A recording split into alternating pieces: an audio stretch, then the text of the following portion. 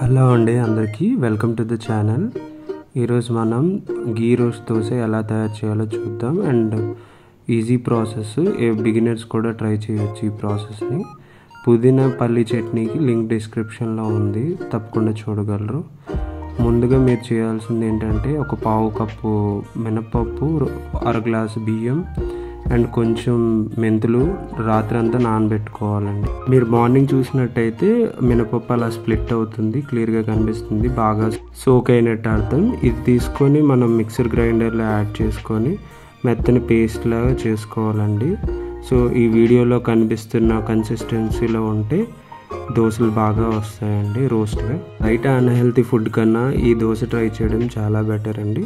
So ఈ మిశ్రమంలోకి కొంచెం salt and కొంచెం రవ్వ యాడ్ చేసుకుంటే దోశ క్రిస్పీగా వస్తుంది.